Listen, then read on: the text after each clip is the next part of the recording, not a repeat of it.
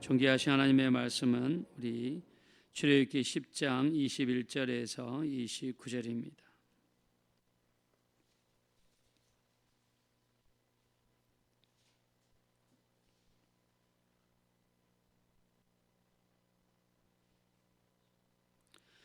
출애굽기 10장 21절에서 29절 우리 다 같이 합독하겠습니다. 시작. 여호와께서 모세에게 이르시되 하늘을 향하여 내 손을 들어서 애굽 땅 위에 흑암이 있게 하라. 곧 더듬을 만한 흑암이리라.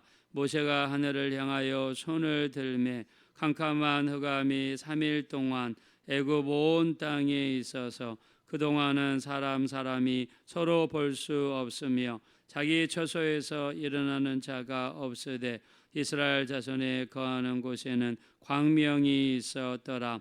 바로가 모세를 불러서 이르되 너희는 가서 여호와를 섬기되 너희 양과 소는 머물러 두고 너희 어린 것은 너희와 함께 갈지니라. 모세가 가로되 왕이라도 우리 하나님 여호와께 드릴 희생과 번제물을 우리에게 주어야 하겠고 우리의 생축도 우리와 함께 가고 한 마리도 남길 수 없으니 이는 우리가 그 중에서 취하여 우리 하나님 여호와를 섬길 것임이며 또 우리가 거기 이르기까지는 어떤 곳으로 여호와를 섬길는지 알지 못함이니이다 하나 여호와께서 마음을 강팍해 하셨으므로 그들을 보내기를 즐겨 아니하고 모세에게 이르되 너는 나를 떠나가고 스스로 삼가 다시 내 얼굴을 보지 말라. 내 얼굴을 보는 날에는 죽으리라. 모세가 가로되 왕의 말씀이 옳으니이다. 내가 다시는 왕의 얼굴을 보지 아니하리이다. 아멘. 네, 오늘은 9번째 재앙, 흑암에 대한 재앙입니다. 우리 지난주 금요일 날 메뚜기에 대한 재앙을 나눴습니다. 자, 우리 계속해서 이렇게 재앙 하나하나를 공부하면서 그 속에 들어있는 하나님의 뜻을 같이 나누고 있습니다. 자, 제일 먼저 재앙이 여러분 뭐였습니까? 물이 피로 변하는 것이었죠.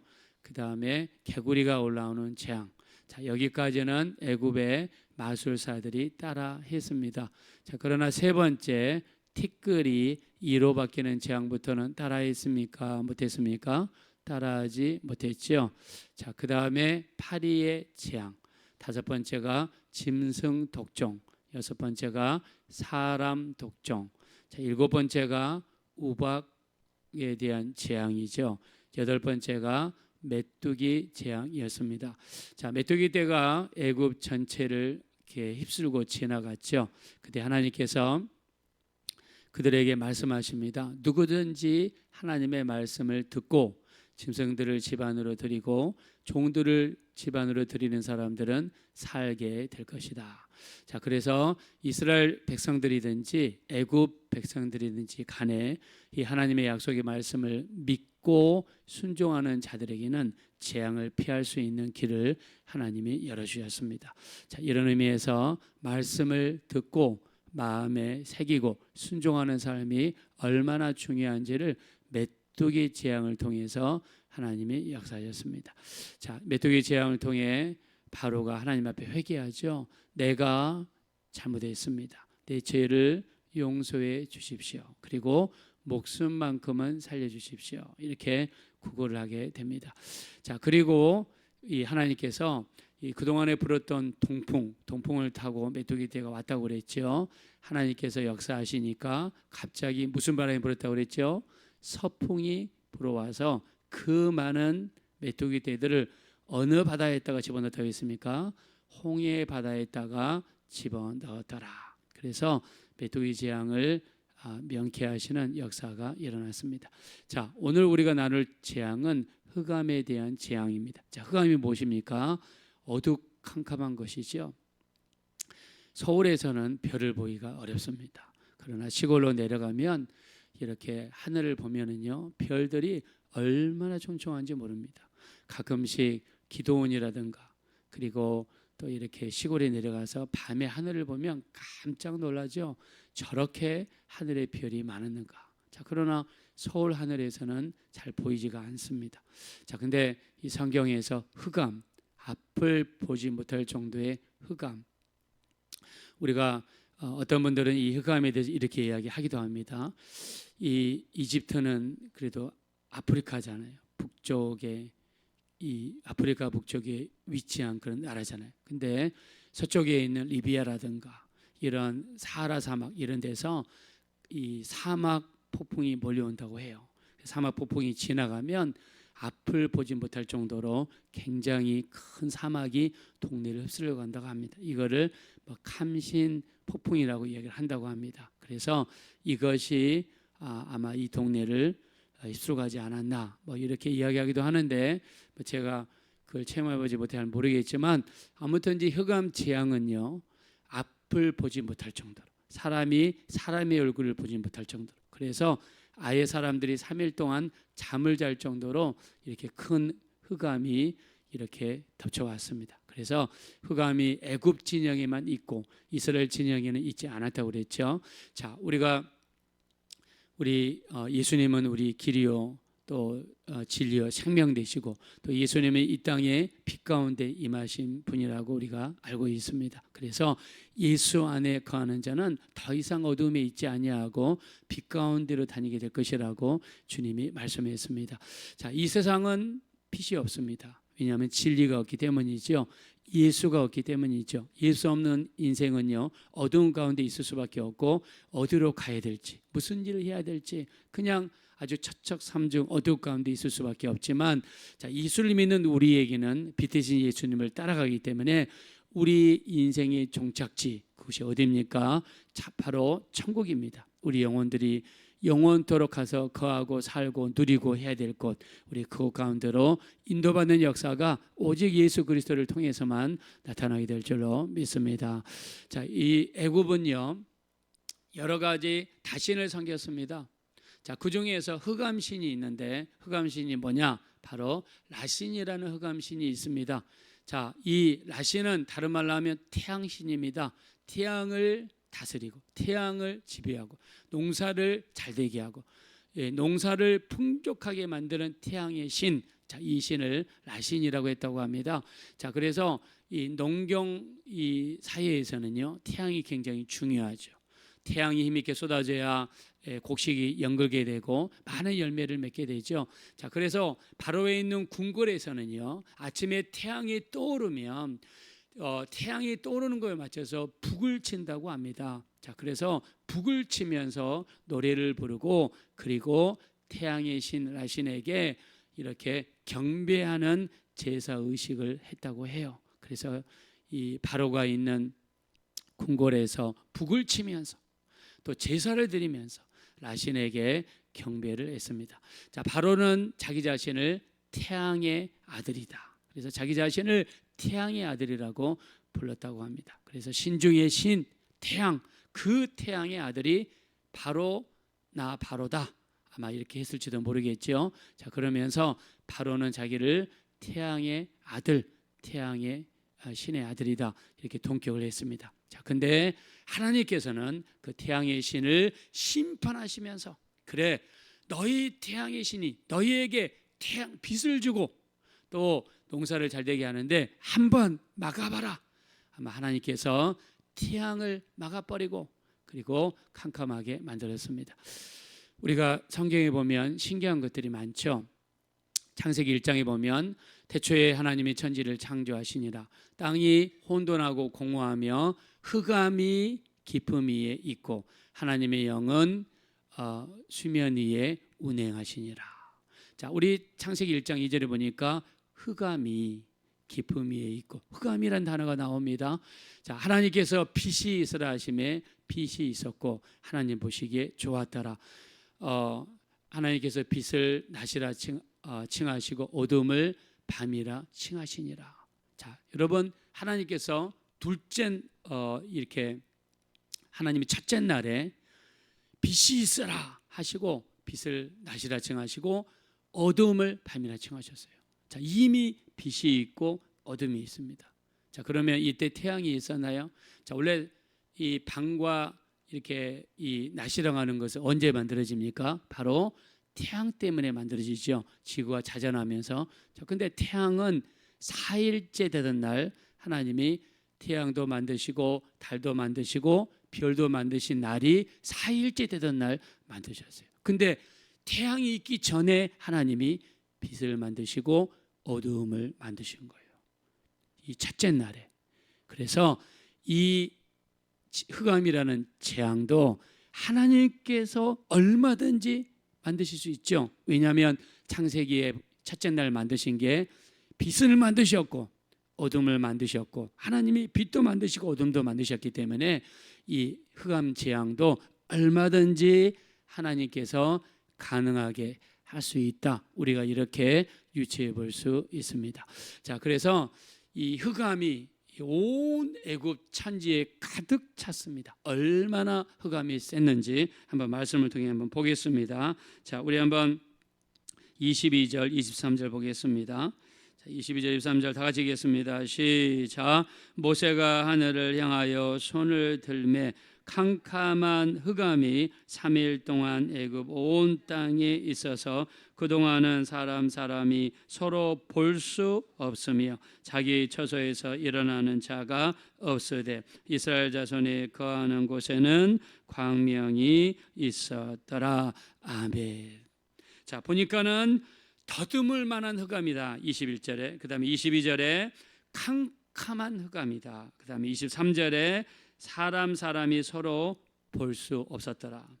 사람이 볼 수 없어요. 가다가 그냥 얼굴이 툭 부딪히고, 가다가 머리가 문에 부딪히고, 그 정도로 깊은 흑암이었더라. 아예 사람들이 자기 집에서 있으면서 아예 나가지를 않았다는 거예요. 그 정도로 깊은 흑암이었더라. 자, 이런 흑암이 드니까 이때 당시에 뭐 전기가 있습니까?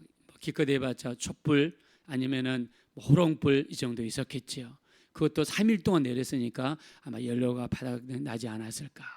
자, 이때 바로가 모세를 불러드립니다. 아무래도 궁궐은 어떤 이 굉장히 좀 약간 다른 데보다는 밝지 않았겠습니까? 자, 바로가 모세를 불러 이야기합니다. 24절 보겠습니다.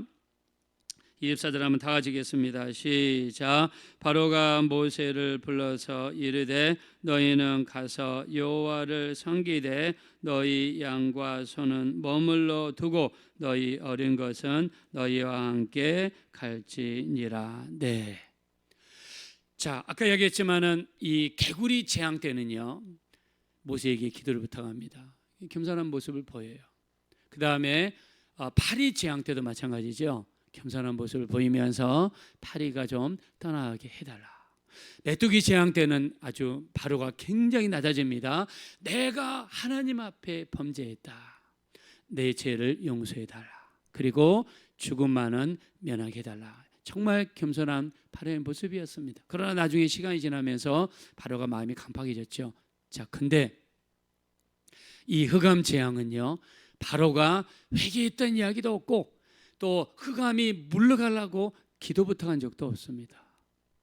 그러면서 너희는 이제 나가라. 어린아이까지 데리고 갈 수 있다. 그러나 가지고 가서는 안 되는 것이 있다. 자, 뭘 가져가지 말라고 그랬습니까? 가축이나 짐승은 놔두고 가라. 자, 가축이라든가 짐승은 무엇이 됩니까? 돈이 되겠죠. 재산이 됩니다. 자, 그래서 끝까지 바로의 마음을 붙잡았던 게 뭐냐면 물질이 바로의 마음을 붙잡았습니다. 마귀는요 우리를 예수 믿지 못하게 만들고 교회가지 못하게 만들기 위해서 끝까지 우리 마음을 붙잡는 게 있습니다. 그게 뭐냐면 물질입니다. 우리 마음속에 있는 탐욕이라든가 물질을 끝까지 붙잡고 그것 때문에 교회를 못 가고 그것 때문에 우리가 예수 믿는 것이 어렵고 이 물질 때문에 하나님을 섬기는 것이 어려운 사람들이 의외로 많습니다. 교회 다니면서 또 어떤 분들은 다짜고짜 이렇게 이야기합니다. 교회 가면 11조 해야 되잖아요. 우리 그런 것 때문에 교회 가는 거 처음에는 굉장히 어렵게 많이 만듭니다. 그래서 우리 마태복음 6장 24절에 보니까 하나님과 재물을 겸하여 섬길 수 없다 이렇게 말씀합니다. 또 우리 마태복음 16장 26절에 보니까 사람이 온 천하를 얻고도 제 목숨을 잃으면 무엇이 유익하리요? 사람이 무엇을 주고 제 목숨과 바꾸겠느냐? 우리가 일평생 그 많은 돈을 모았다고 해도 만약에 죽으면 다 놓고 가야 되죠. 우리 알렉산더 대왕이 죽으면서 유언을 했다고 그러죠. 내가 죽거든 관 양쪽에 있다가 구멍을 뚫어서 내 손을 밖으로 내밀게 해라. 그러면서 사람은 처음에 아무것도 가지고 오지 않고 왔다가 죽을 때 이렇게 빈손으로 가는 것을 사람들에게 교훈으로 남겨라, 이렇게 이야기했다고 합니다. 물론 물질이 많이 있으면 좋겠죠. 그러나 물질이 없어도 우리는 감사합니다. 어저께 우리가 추수감사 주일이었죠. 우리 하박국 3장 17절 하박국 선지자는 이렇게 이야기하죠. 무화과 나무가 무성하지 못하고 포도나무에 열매가 없고 감람나무에 소출이 없고 밭에 먹을 것이 없고 우리의 양이 없고 또 이 외양간에 소가 없을지라도 우리는 여호와로 말미암아 즐거워하며 구원의 하나님으로 말미암아 기뻐하리로다. 여호와는 나의 힘이시라. 나의 발을 사슴과 같게 하사 나를 나의 높은 곳으로 다니게 하리로다. 할렐루야. 여러분, 우리에게 아무 것이 없어도 하박국 선지자는요 그저 하나님만 있으면 됩니다. 하나님 때문에 즐거워하겠습니다. 구원의 하나님으로 기뻐하겠습니다. 우리 구원받는 것만으로도 감사합니다. 나 구원 받았으면 그걸로 됐습니다.